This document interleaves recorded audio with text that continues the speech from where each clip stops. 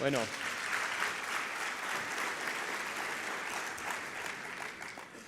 quisiera comenzar agradeciendo la invitación a los organizadores de este evento y a todos ustedes por estar aquí.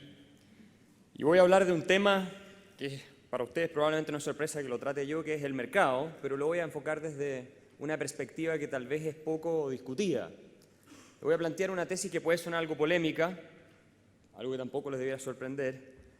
El mercado como realización del ideal igualitario. Ese va a ser el tema de mi conferencia. La figura que ustedes ven en esta caricatura es Deng Xiaoping. Famosamente, Deng Xiaoping, el dictador comunista que comenzó la transformación capitalista de China, dijo, bueno, no importa si el gato es blanco o negro, lo que importa es que case ratones. Y Deng tiene el mérito de haber sido el primero en la órbita socialista en haber advertido que las instituciones de mercado conseguían alcanzar el ideal socialista de mejor manera que las mismas instituciones que proponía el socialismo. ¿Cuál era el ideal del socialismo y cuál es el ideal de los igualitaristas, a mi entender, hasta el día de hoy? Bueno, dejemos que nos hable el padre del igualitarismo moderno, al menos, entendiendo que hay mucha diversidad en esta doctrina, ¿no es cierto? En la fase superior de la sociedad comunista, dijo Karl Marx, correrán a chorro lleno los manantiales de la riqueza colectiva. ¿Cuál fue la promesa que hizo el socialismo? El socialismo no prometió la igualdad, por definición. El socialismo lo que prometió fue la igualdad en la riqueza. El socialismo lo que prometió, en pocas palabras, fue el lucro universal. Nunca hubo una condena moral a priori por parte del socialismo, ni nunca por parte de los igualitaristas en general, respecto del lucro y del bienestar material. Al revés, lo que hubo fue una promesa de que, llegado el comunismo, llegado el socialismo, lo que íbamos a tener iba a ser una sociedad donde a nadie le iba a faltar absolutamente nada. ¿Quién en esta sala no está de acuerdo con ese fin? Les pregunto yo. Que a nadie le falte absolutamente nada. ¿A quién no le gustaría ver lo que propone Marx aquí, más allá de si la riqueza es colectiva o no, lo podemos discutir, obviamente, pero que todo el mundo tenga lo que necesita y lo más posible de lo que necesita? Todos estamos de acuerdo en eso. Yo creo que el problema no es eso. El problema está en los métodos de cómo logramos ese objetivo. Y los métodos que propuso o el socialismo los conocemos en sus resultados. Obviamente produjeron lucro, pero produjeron otro tipo de lucro. Joseph Stalin, por poner un ejemplo, uno de los seguidores, obviamente, de la fórmula socialista propuesta por Marx, según la revista Time, es el quinto hombre más rico de la historia de la humanidad. De la historia de la humanidad. Fidel Castro, que sigue siendo muy admirado en toda América Latina y en el mundo, en esta foto está en una visita en la Unión Soviética, el cuadro de fondo es Karl Marx, frente a él está sentado Khrushchev, y él tiene dos Rolex puestos en su muñeca izquierda, uno para ver la hora de Cuba, otro para ver la hora en la Unión Soviética. Dos Rolex a falta de uno. Según la revista Forbes, ha acumulado un patrimonio de más de 900 millones de dólares. Este es el hijo de Fidel Castro hijo, actualmente un alto funcionario del régimen cubano, en una fiesta con la Paris Hilton y la Naomi Campbell, difícilmente discutiendo lo que es el materialismo dialéctico y el historicismo revolucionario. Ustedes podrán comprender. Otros próceres del igualitarismo que son menos seguidores tal vez de la línea dura, pero que sí han enarbolado esta bandera y se han hecho famosos con ello. Cristina Kirchner, que acaba de ser su partido al menos, su línea en Argentina derrotada, ¿no es cierto? Y se calcula, malas lenguas hablan, de que han acumulado un patrimonio considerable en los últimos 10 años que han gobernado. Esta fue una foto que se le sacó y se hizo un cálculo más o menos de cuánto tenía puesto en joyas, ¿no es cierto? Y es una cosa extraordinaria, o sea, no crean que estas son joyas de fantasía. Nuestro amigo, el presidente Evo Morales, sufriendo, ¿no es cierto?, el capitalismo en el jet privado ese que lo lleva a todos lados. Entonces, ¿qué pasa? Y quiero poner estos ejemplos para que saquemos una primera lección. Siempre que se plantea una ética revolucionaria, se va a requerir de una nueva élite que suplante a la anterior. Siempre va a haber una élite que reemplace a la élite que se pretende cambiar. Y la historia muestra que han terminado siendo más abusivas, más opresivas que las que han reemplazado. Entonces, es una primera cuestión. Si hablamos de igualdad y lograr la igualdad, ¿no es cierto?, a través de procesos revolucionarios, ¿no?, o refundacionales, lo que va a ocurrir es que no se va a resolver el problema de la desigualdad. Es más, puede incluso acrecentarse como ocurrió en todos los países que lo han intentado y como ha ocurrido también en la región latinoamericana con los ejemplos populistas que todos conocemos. ¿Cuál es el problema de fondo? Y aquí quiero ir a la segunda lección que podemos sacar de la historia y sobre todo de la filosofía igualitarista. Es la condena del lucro individual. Eso es lo que molestaba a Marx, porque pensaba que solamente puede existir un beneficio, ¿no es cierto? El empresario solo se puede beneficiar en la medida en que perjudica a otro. El capitalista vive del trabajo ajeno y adquiere su cultura a costa del otro. Como la fuente del valor para Marx estaba únicamente en el trabajo, entonces la única manera de obtener utilidades, ¿verdad?, era haciendo trabajar al proletario horas que no le remuneraba. Y con eso iba acumulando su capital. Obviamente esto a la larga iba a terminar por hacer colapsar el sistema. Esta no es una idea nueva, la idea de que el que se beneficia a expensas del resto, y aunque ustedes no lo crean, está bastante generalizada en distintos círculos académicos, intelectuales, y también forma parte del sentido común de la población hasta cierto punto. Y es algo contra lo que tenemos que combatir. Acompáñenme un poco en un viaje a través de la historia de las ideas. Este es el pensador francés Michel de Montaigne, siglo XVI, muy influyente, extremadamente influyente en todo el pensamiento occidental. Y esto es lo que se conoce como el dogma de Montaigne. Ningún provecho ni ventaja se alcanza sin perjuicio de los demás, por lo que debemos condenar como ilegítima toda suerte de ganancia. O sea, Montaigne pensaba, y con esto reflejaba un cierto espíritu de la época, que es imposible beneficiarse, enriquecerse si uno no está haciendo trampa, si uno no está en el fondo perjudicando a los demás. O sea, es un juego de suma cero. Lo que uno gana, el otro lo pierde. Es imposible, si uno cree, ¿no es cierto?, en la igualdad, defender la desigualdad o justificarla de cualquier punto de vista si es el resultado del perjuicio de otro. Si uno piensa que es un juego de suma cero, la desigualdad siempre va a ser algo inmoral por definición. Es imposible defenderla de otro modo. Jean-Jacques Rousseau, probablemente el filósofo político más influyente, francés al menos, en la historia latinoamericana, decía lo mismo. Y fue muy influyente sobre Marx también, él. Un gran lector de Montaigne por lo demás. La ambición insaciable, el surgimiento de la rivalidad y competencia por un lado, de los intereses en conflicto por otro. O sea, hay dos grupos que están en conflicto, claramente, es lo que pensaba Rousseau, junto al deseo secreto de profitar a expensas del resto. Fueron los primeros efectos de la propiedad y los acompañantes inseparables de la creciente desigualdad. La idea de que la propiedad privada es un robo y que por lo tanto unos pocos se benefician a expensas del resto la ven repetida nuevamente aquí. Voy terminando con esta parte. Friedrich Engels, otro de los famosos teóricos, ¿no es cierto?, del socialismo, coautor junto a Marx del Manifiesto Comunista. Y este es el problema, a mi juicio, de fondo de por qué cuando uno habla de capitalismo, de mercado, existe tanta resistencia. Y por qué cuando se habla de igualdad existe tanto apoyo. Cada progreso de la producción al mismo tiempo un retroceso en la situación de la clase oprimida. Y esto es lo importante, cada beneficio para unos es por necesidad un perjuicio para otros. Yo creo que esta idea está bastante instalada, intuitivamente, no de manera consciente, pero está bastante instalada.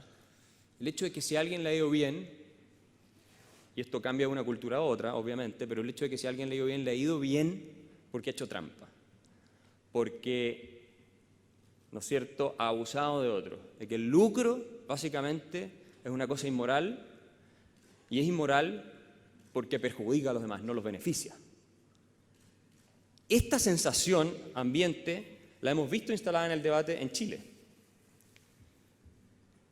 Y no solamente es algo que queda obviamente en las esferas intelectuales o en las esferas de la opinión, es algo que trasciende esa esfera.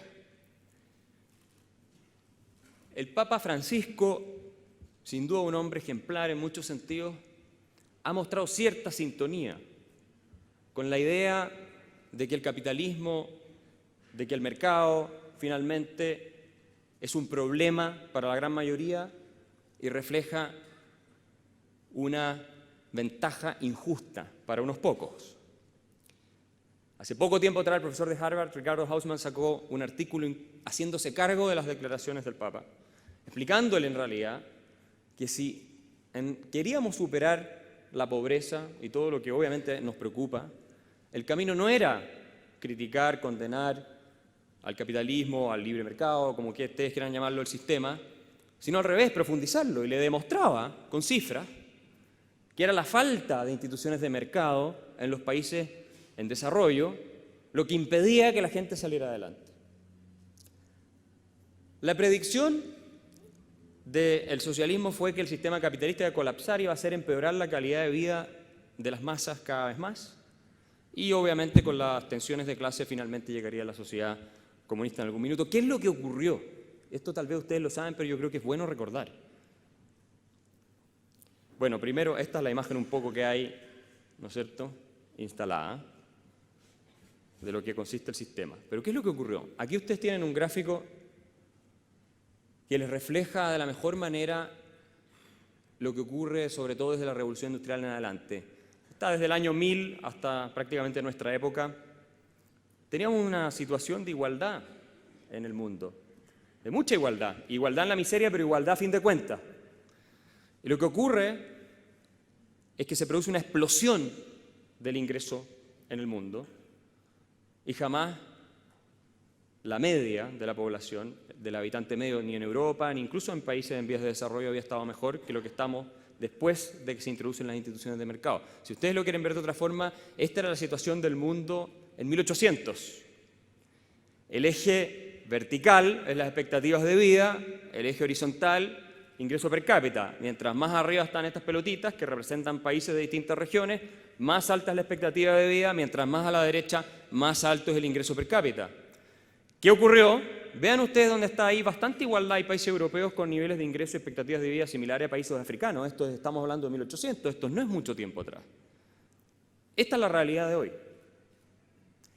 Esto es lo que nosotros defendemos, los que creemos en la libertad económica, lo que creemos en la labor del empresario, lo que creemos en los mercados libres y competitivos. Esta era la realidad antes. ¿Quién se ha acercado más, digo yo, entonces al ideal que planteó Marx originalmente o que buscan incluso los igualitaristas actualmente, que es que todos estén mejor? Eso es lo que todos queremos. Entonces, es difícil entender cómo los que defendemos esta evolución, somos finalmente los que estamos del lado de los malos. Y tiene que ver, digo, con este clima y sensaciones que se instalan en la opinión, al final. ¿Por qué se produjo este fenómeno de enriquecimiento sin precedentes de la humanidad? Y esto es muy importante que lo entendamos. Porque se empezó a hablar bien de los empresarios. Eso es lo que dice Deirdre McCloskey en su libro La dignidad burguesa, que se lo recomiendo. Dice, mire, todas las explicaciones que han habido de por qué se ha multiplicado por 30 el ingreso per cápita en muchos países y estamos mejor que nunca antes en la historia, están equivocadas. Lo que cambió, dice, fue la retórica en torno a los empresarios, al lucro y obviamente también a las instituciones que apoyan esto. Y McCloskey dice algo más. Cuando se empieza a hablar mal, cuando se instala la sensación en una sociedad, desde el punto de vista retórico, de que la actividad empresarial debe ser rechazada, de que el lucro es algo indecente, inmoral, de que no hay una contribución social relevante de parte de los emprendedores, empresarios y todo eso, se le está aplicando un impuesto gigantesco al progreso que a los que más perjudica a los más pobres. Yo creo que esto es algo que en Chile tenemos que tener súper claro, producto de lo que hemos vivido en los últimos años.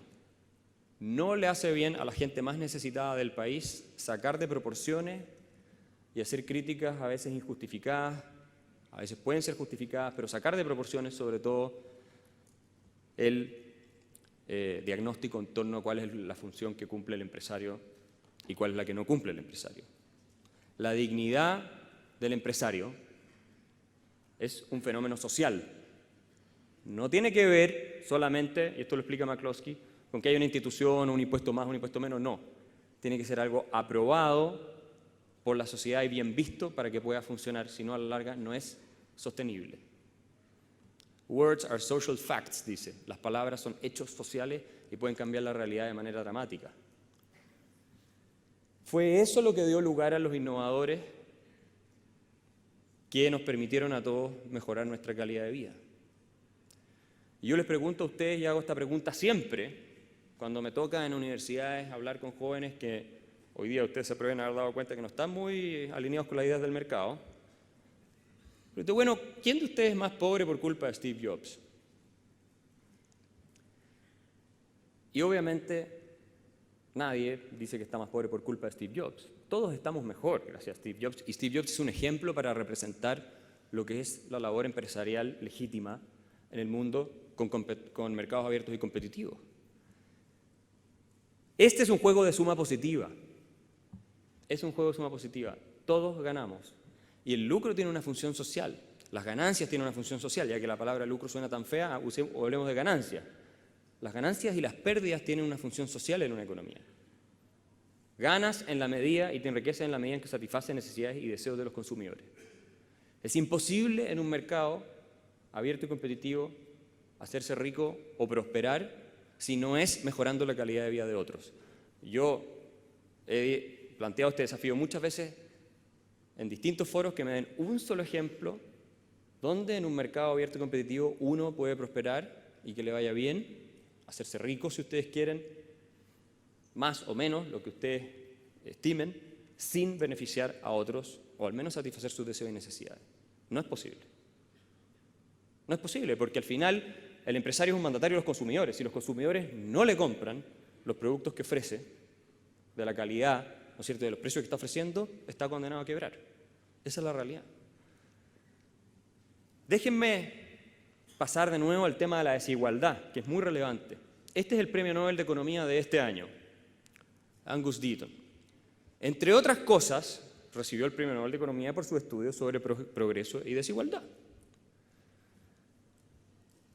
Leamos este texto porque me parece clave para entender de qué estamos hablando. Cuando surgen nuevas invenciones o nuevo conocimiento, alguien tiene que ser el primero en beneficiarse. Y las desigualdades asociadas a la espera por un tiempo son un precio razonable que hay que pagar. O sea, lo que explica Deaton es que la desigualdad es un subproducto inevitable del progreso,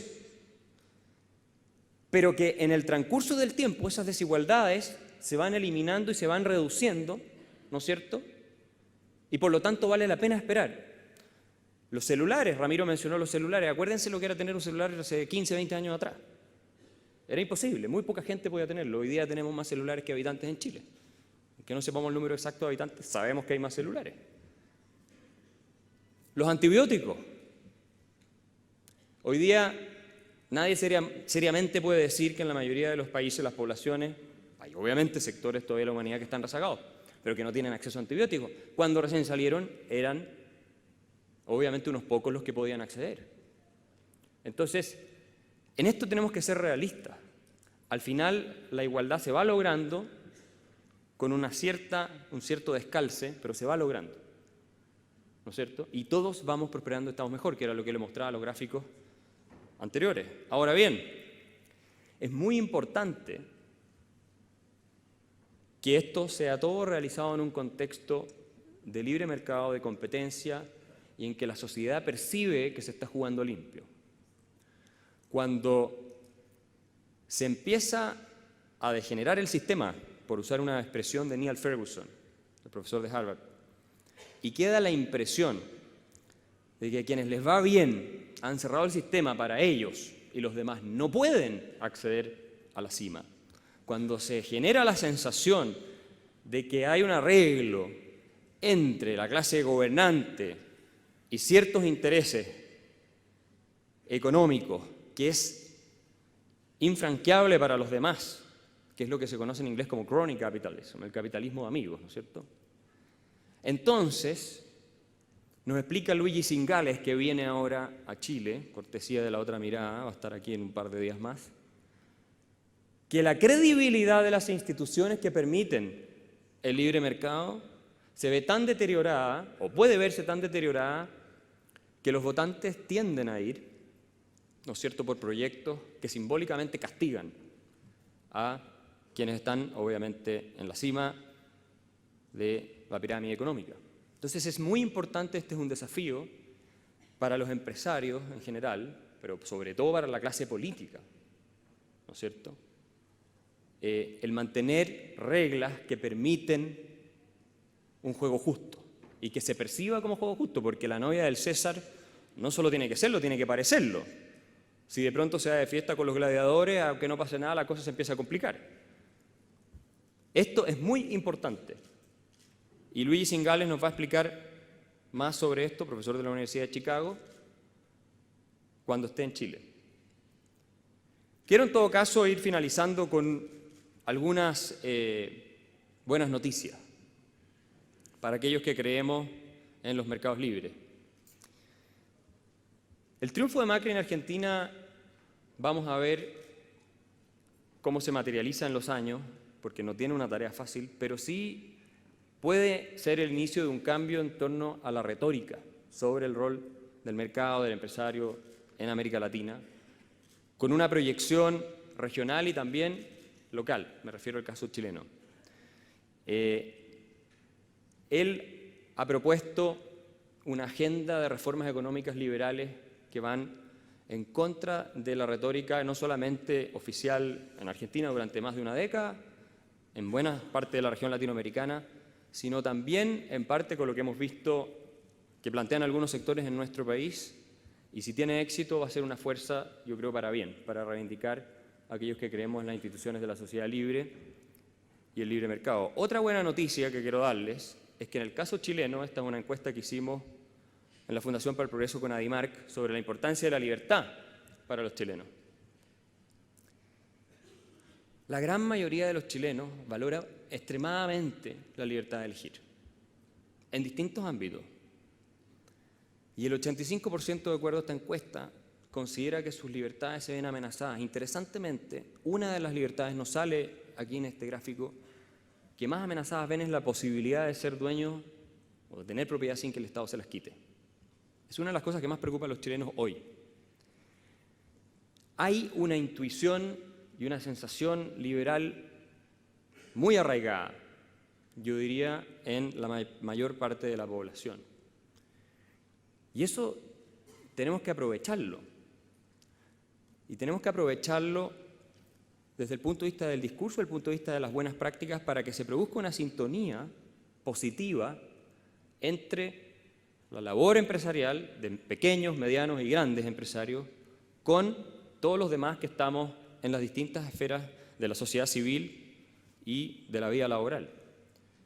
Tenemos la posibilidad de cambiar el curso que está llevando el país en este minuto, porque la mayoría de los chilenos quiere mantener el camino a la prosperidad y el progreso. Esa es la realidad de las cosas, eso es lo que yo pienso. Y depende de nosotros, los que estamos en la opinión y los que estamos en posiciones que podemos de alguna manera transmitir estas ideas, sacar adelante el país. Y lo podemos hacer. Lo vamos a lograr. Finalmente, y quiero citar a Ludwig von Mises, uno de los grandes economistas del siglo XX, nosotros luchamos también por el bien, los que creemos en las instituciones del mercado, en la dignidad del empresario y, obviamente, en la función legítima de las ganancias y también de las pérdidas, que tienen su función en la economía también. Al igual que nuestros amigos de buena voluntad, que están más con doctrinas estatistas, igualitaristas, nosotros queremos que todo el mundo esté mejor. Queremos lo mismo. Pero nuestro camino ha probado históricamente ser más efectivo y respetar mejor, además, la dignidad de las personas en una serie de ámbitos. Se voy a finalizar con una reflexión muy breve. Todos sabemos aquí que Chile en el pasado no fue un país ejemplar en materia de desarrollo económico y en materia de desarrollo social. Estaba en la media de América Latina, esa es la realidad de las cosas. Ahora se convirtió en referente del mundo entero en lo que se hizo en los últimos 30 años. Todos tenemos muy buenas razones para estar orgullosos por lo que representa este gráfico. Todos los que estamos aquí y todo el país que contribuyó a que saliéramos adelante. Y lo que resulta a veces frustrante es ver a gente que no realiza todavía lo difícil que fue, el sacrificio que costó, los costos que hubo que pagar por llegar a ser, no somos nórdicos, como dice Ramiro muy bien, pero por llegar a ser el país líder de América Latina, en cierto sentido los ingleses de América Latina. Que es un poco exagerada la comparación, pero por algo la dicen. Y termino diciendo una cosa, ningún país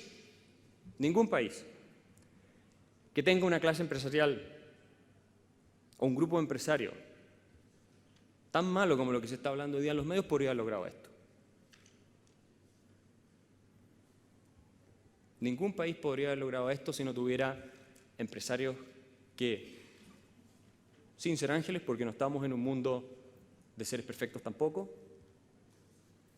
y con todas las críticas que se pueden hacer, en la suma, han jugado más bien un juego limpio, con reglas del juego bien establecidas, respetando la libertad, y gracias a eso, pequeños, medianos y grandes empresarios nos han permitido a nosotros ser el país líder de América Latina y un referente para todo el mundo en desarrollo. Muchas gracias.